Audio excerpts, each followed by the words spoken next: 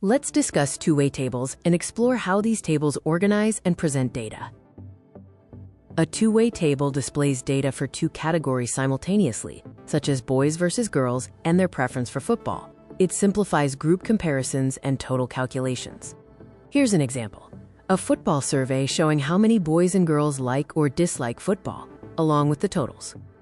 To read the table, you look at the title above the number and beside the number. For example, the number 12 represents the number of boys that like football. By looking at this table, we can see that 3 boys don't like football. 8 girls like football. There are a total of 30 students asked. This table shows data on pet ownership. See if you can fill in the missing totals. Pause and try. And here are the answers for the pet ownership practice table. The red numbers indicate the completed totals.